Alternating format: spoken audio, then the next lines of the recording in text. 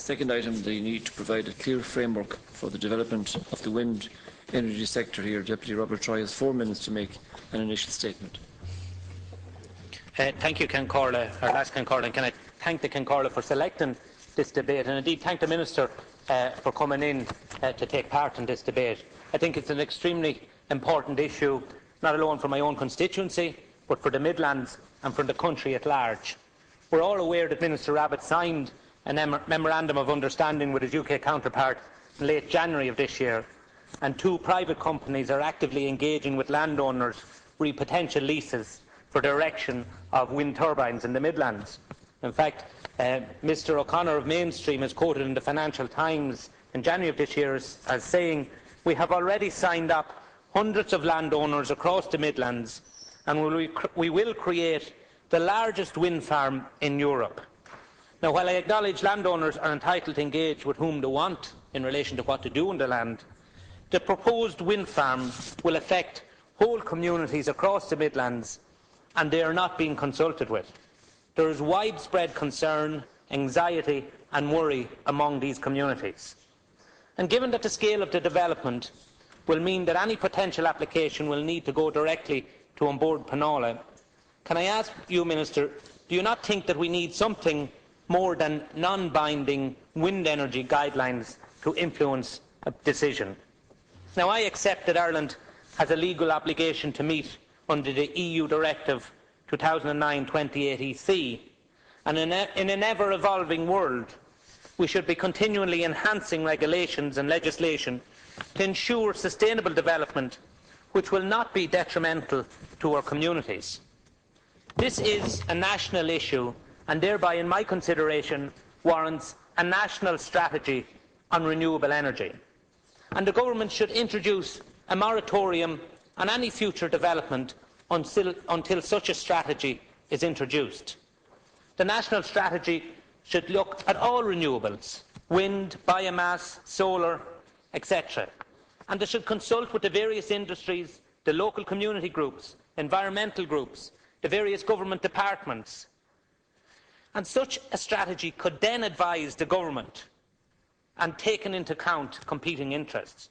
I feel the Oireachtas Committee on Energy and Natural Resources could be charged with formulating such a strategy, and that they should look at various countries where best practice currently exists.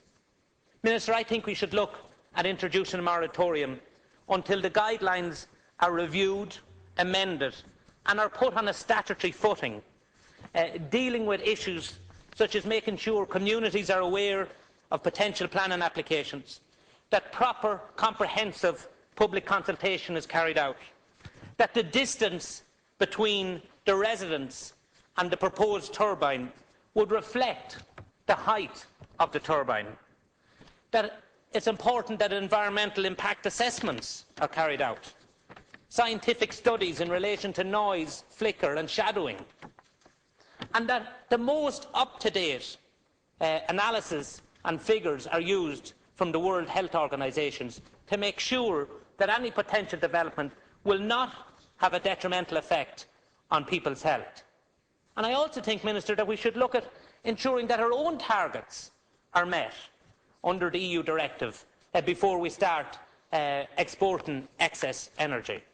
So, Minister, can I ask, in conclusion, to wrap up, will you facilitate my request? And it's not just my request, there's various other Oireachtas members, members of your own political party at local level, who are calling on you to introduce a moratorium, who are calling on you to bring forward a national strategy to deal with this very issue, who are calling on you to ensure that the guidelines are revised and put on a statutory footing, to ensure that we have sustainable development going forward into the future that will not have a detrimental impact on the communities, as I said, going forward into the future. And again, to thank the Minister for coming in to take this debate.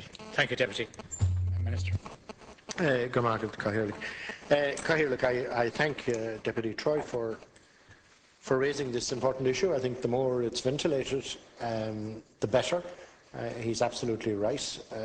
Several colleagues in the House have been in touch with me about this issue, and perhaps in some cases prompted by some of the more garish headlines that the issue attracts. But I entirely accept that there are some concerns out there in the community. My own colleague, Deputy Penrose, has been with me on a number of occasions in recent months in particular on the issue, following which he drew up a private member's bill himself. And indeed, I met a number of senators with Senator John Kelly on the same issue. Now, I think the more we examine this, the more I find it very difficult to see how we can enshrine in primary legislation the kind of precise planning requirements that Deputy Troy advocates, and that's certainly the expert advice available to me, that it's virtually impossible, assuming that you want to facilitate the exploitation of what is an indigenous renewable resource in this country to generate energy and perhaps to help us create a significant export sector, if you were to enshrine planning obligations in primary legislation. And it's for that reason that, arising from the discussions within my own party, with Deputy Penrose in particular, but with Senator John Kelly as well, that my colleague, the Minister for Planning, Jan O'Sullivan, engaged in the public consultation to elicit public response to how the guidelines put in place in 2006 might be finessed or changed or altered or improved, or whatever is the outcome. She has had a significant response to that public consultation and is teasing through it at the moment. And I'm aware, for example, that the Sustainable Energy Authority of Ireland in my department is doing a study on other aspects that Deputy Troy has just referred to. And again, Minister O'Sullivan will take that into account when she is coming to a decision stage on this issue. I don't know, Cathaoirleach, look, whether it is permissible on topical time that a script I have here might be read into the record. In any event, I'd be happy to make it available to Deputy Troy. But essentially it sets out the progress that has been made in recent years, where some 1,250 turbines on 150 wind farms across 22 counties have been commissioned, with a total capacity of 1,738 megawatts. Now, the Deputy is quite right. We have to meet our first obligation is to meet our own mandatory targets, and we certainly are intent on doing that, and we believe that we can do it. And in any event, Cathaoirleach, it wouldn't be possible to generate an export market on green energy unless we can show that we can meet our own targets, and I believe that we will be able to meet our own targets. The strategy, I mean, I have published a strategy on this area, and I have also provided other guidance last year. And the best practice wind energy guidelines, which the Deputy might know was published in 2006, are now being reviewed, so that taken together with the government policy statement on the strategic importance of transmission and other energy infrastructure, which I published in 2012, this emphasises the importance of public and local community acceptance, adherence to national and international standards in designing and constructing energy networks and infrastructure, early consultation and engagement with local communities, and building community gain considerations into energy infrastructure planning and budgeting. Now, I put those principles deliberately, Cathaoirleach, on the record of the House. because it is important that they are adhered to. And in terms of that matter of consultation and engagement with local communities and building into the arrangements provision for community benefit, I think these are hugely important. And you know, I would be concerned if local communities are being provoked to overreaction and over-concern by some of the wilder reaches of rhetoric that are being promoted by some, I don't mean elected representatives, Deputy. You know, Minister, you're over your time. I think that would be an overreaction to what actually is happening out there. We have 200,000 acres of cutaway bog not too far away from Deputy Troy. Bordnamona has been for many years looking at what does it do with 200,000 plus acres of cutaway bog after its primary business expires, and it seems to me that that is a big piece of the jigsaw that might well be taken into account. Thank you, Minister. Deputy Troy. Can I thank the Minister for his reply and say, Minister, you've already alluded to members of your own political party have drafted legislation in relation to the governance of this issue, and they obviously are at variance with your own opinions in relation to the need of legislation. I find it amazing that if you're to put on an extension to the back of your house, 40 square metres or more, you have to adhere to primary legislation in terms of the planning permission. So I don't see the big issue of bringing in legislation in relation to governance, industrial wind farms in our area. And you also talk about the cutaway bogs, and I'm happy to hear you talk about the cutaway bogs. But it doesn't remove the fact that Mr O'Connor, one of the directors of the companies that are looking to develop this wind energy in the Midlands, has said that he's already signed up hundreds of landowners across the Midlands and will create the largest wind farm in Europe. That's what he said, unquote.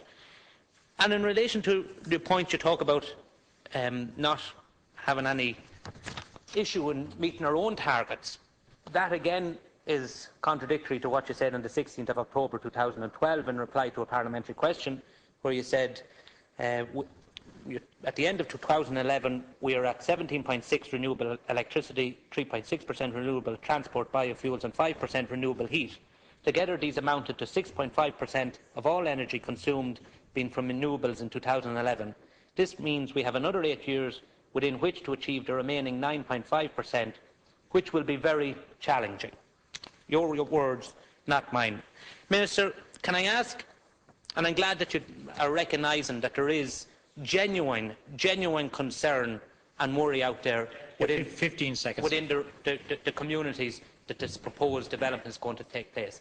Can I ask that you would consider introducing a moratorium until these concerns are allayed and until the guidelines are reviewed? Bear in mind, only 2 short weeks, Minister, was given for the consultation process in the review of the guidelines. 2 short weeks. In a planning application, you have 5 weeks to make a submission, a local planning application. An issue such of national importance, 2 short weeks. And at the very minimum, Minister, you're a member of government, have the opportunity to dictate the schedule going forward. At the very minimum, can we ensure that we have a proper debate in this House in relation to the renewable energy sector going forward? Thank you for your forbearance. Well, what I said in October is probably accurately quoted by Deputy Troy, and I'm very glad to say that I was aiming those remarks at certain players at the time, and that logjams that have been there, especially in connection with regulatory matters in the context of the all-island market, have since been happily concluded, and now we're getting on with the business. And I am saying to you today, Deputy, that I think we will comfortably meet our targets. As regards a moratorium, I think the last thing that this country needs at the moment is a moratorium on the creation of jobs. We have an unconscionably high number of people on the live register. We could at another time debate the historical reasons as to why that's the case, but it is the case. And here we have an indigenous resource. We have a capacity to generate more energy than is the domestic demand. The neighbouring island is in need of energy and in need of green energy to help meet its mandatory targets. And it seems to me that if we have the capacity to generate excess energy, and there is a market for it on the neighbouring island, that it is as old as trading cattle between the two islands, that we should develop a trade in this area. So I think in the context of the need to put 250,000 people back to work, I think the last thing that we need is a moratorium. I would invite the Deputy to feed in his concerns and his suggestions to the planning consultation that is going on. It will go out to consultation again as soon as proposals are ready from Minister O'Sullivan. And I would indeed want to be extremely sensitive about unreasonable intrusion in the lives of local communities or any local householder. And I think great care needs to be taken. And I don't want to make any political point about some of the complaints about the construction of turbines when the Deputy's own party was in office. It may very well have happened if I was in office as well. But some of the complaints that are being raised... You're over your time, Minister. I beg your pardon, sir. Some of the complaints that are being raised are historical. They're historical. They're not about the contemplated export project that I'm dealing with. Thank you, Minister.